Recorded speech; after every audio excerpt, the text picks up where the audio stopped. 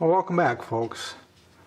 I thought in this little clip I would discuss the replacement of the high tension lead here on the coil, ignition coil for the Suzuki TS50.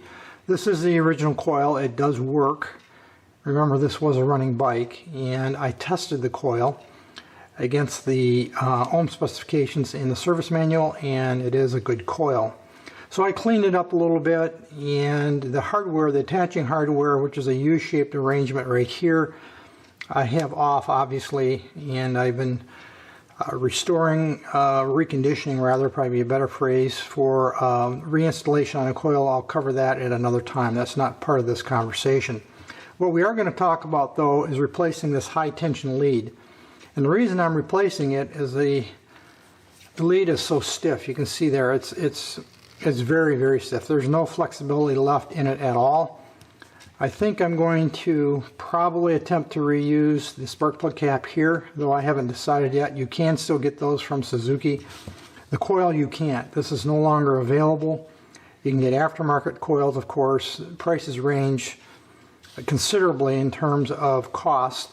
There are even a few NOS coils out on eBay you can find that are extremely expensive, hundreds of US dollars, which is ridiculous. So I'm not gonna pay that, and I'm not going to buy an aftermarket. What I'm going to do is replace this lead here with a new piece of high tension lead. This is brand new. I got it. I actually got this online, but you can find it at almost any automotive supply store. They sell this for replacements for ignition coils on automobiles. This is a 7mm diameter lead. That's very standard, very typical for the industry. That's what this is. This is 7mm as well. And I bought one of these NGK cable splicer kits. I think I've talked about these before. I used this on the Honda CT70, and the idea is that this splicer connects the original cable right here to the new cable, and it becomes just a splicing arrangement, and it's supposed to be reasonably water resistant, waterproof. Though on the back somewhere here, right here, you can see they've got a watercraft and an outboard motor with a red X over it, which means it's really not to be used in personal watercraft or outboard engines. So it's reasonably watertight, but it's probably not necessarily considered waterproof. Instructions are on the back. Again, it's very easy to do. Cut stock cable 4 inches from the coil. I've already marked the coil with this piece of blue tape right here. 4 inches. I straightened it out like that and then marked it. Cut the NGK cable. They're talking about this. They want you to use NGK brand high tension cable. CD cable tightly in the coupler and tighten caps. And then there's a little diagram here that shows you, how to put it together. So the first thing we're going to do is cut this open. Take a look at the contents, because we're going to have to take it apart. These caps just, of course, spin on each side. And there's the pieces in there that they're talking about here in this diagram. Let me show it to you right there. So number one is a threaded cap. Number two is a plastic sleeve. That would be this piece right here. That is directional, by the way. It's a tapered seat, and according to the diagram it fits like that and nests into this cap. And number three is a rubber sleeve. That would be this piece right here. Then of course you've got the connector itself. So you have two pieces or two sets of that, obviously one on each side, as you can see there, like that. So that's the pieces, very straightforward. First thing we're going to do, again, I've already have the cable marked.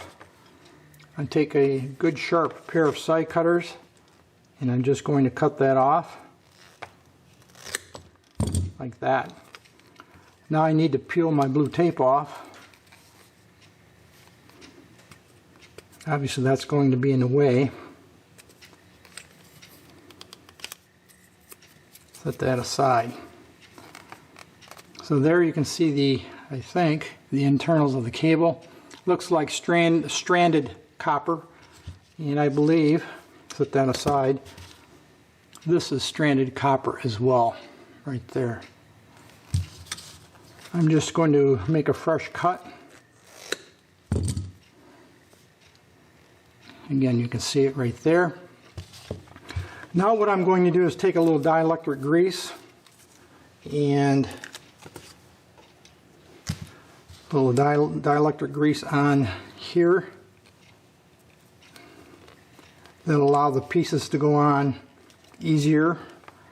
Again, if looking at the instructions, this cap goes on first, then that plastic sleeve number 2, and then the rubber sleeve number 3. So this goes on first. Again, this is directional, and the tapered piece, you can see right here, this fits. Let me show you a little bit closer here. This fits like that. Hope you can see that. So that tapered piece on this little seal goes in, then this goes on like that, and then we thread the cap on, or the actual joiner rather, I should say. Now, I don't know if you can see that in there. There's a protrusion that goes right into the middle of that cable and makes the connection.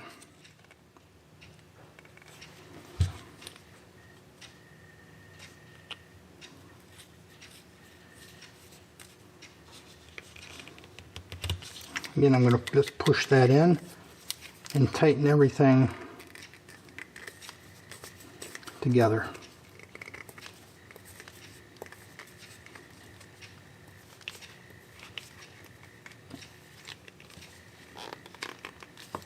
Like that.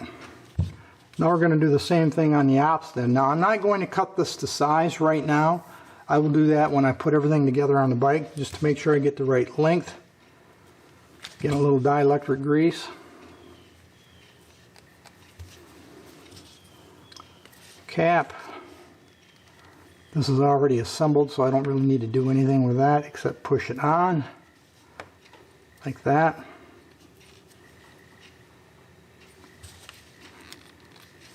Line everything up in the middle.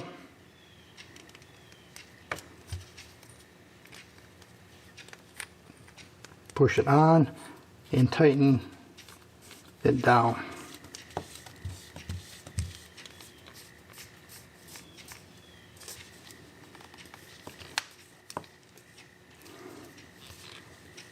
Like that.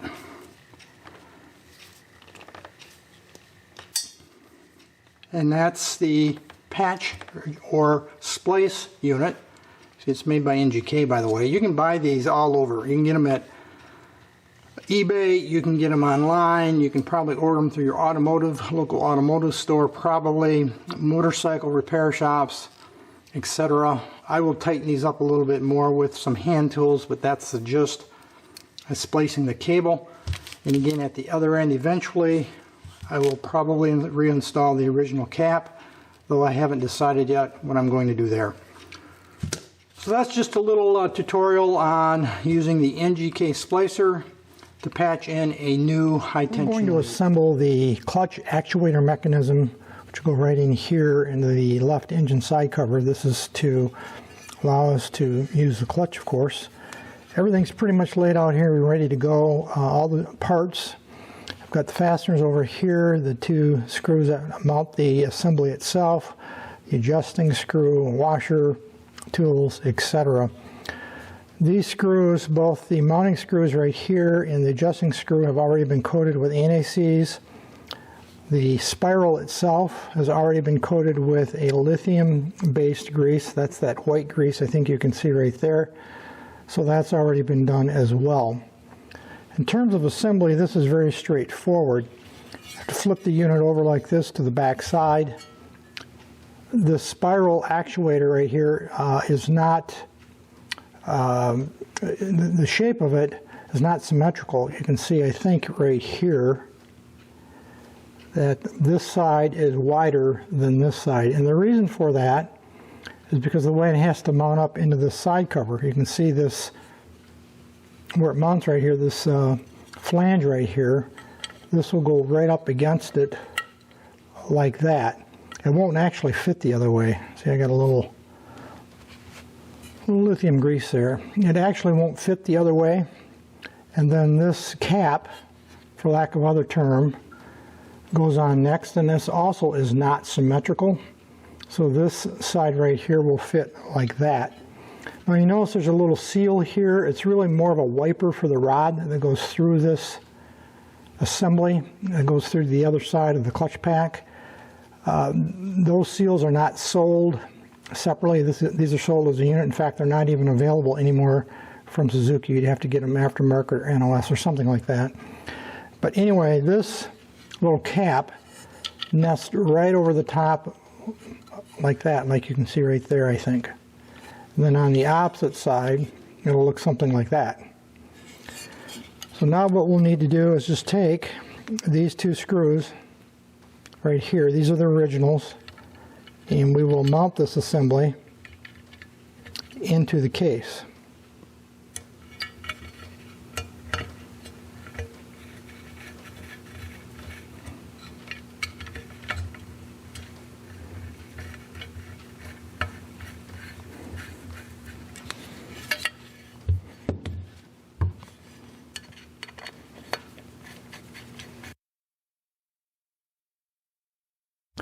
Now you don't need to over tighten these. They've got anti-seize on them. You just want to reasonably snug them up. Obviously you don't want them to work loose, but you don't have to be a gorilla about it either. And that's what it looks like on the face side right here, and you can see the spiral. Next thing we need to do is mount the arm. That's what this is, and the arm goes in this orientation, not like this. It goes like this because this spring right here will hook into that little hole, something like that, when we go and we put it all together. So this goes just like this, and you notice this is squared in this section right here where it mounts over the spiral, and that will go, you just line it up like that. And I think you can see how that works. Now what we'll do is we'll take this adjusting screw. Notice the slotted end goes out so you can get a screwdriver in there with the washer. That goes into that threaded section right there. And we'll just snug that down. Now I can't adjust this right now until I get the unit on the bike. We'll do all that later on, but you can see how that works. Clutch cable comes through here, connects to this arm. When you pull on the lever at the handlebar, it pulls this up like this, and that spiral then will actuate like that, pushing the rods through onto the clutch pack on the opposite side. I gotta tighten that screw down a little bit. There we go. Now what we're going to do is attach the spring. This is a return spring that always returns this arm into the neutral position. These can be a little bit tricky to install just because of the nature of what they are. Underneath here, I think you can see there is a notch or a casting that's notched for the spring to fit into, like that, and then at the top it'll attach right here like that. So now we'll see if we can't hook this over, if I can get that in the shot for you or not, this part of the casting. I'd have to use my little pliers here to assist, like that. And now I think you can see how that works. This cable pulls up, it twists that spiral through, the spiral pushes the rod through and separates the clutch plates. Make sure I got, there we go. Didn't have that spring through quite all the way. That's basically the assembly of the clutch actuator mechanism. Very straightforward, very easy to do. This cover now is ready to go back on the bike.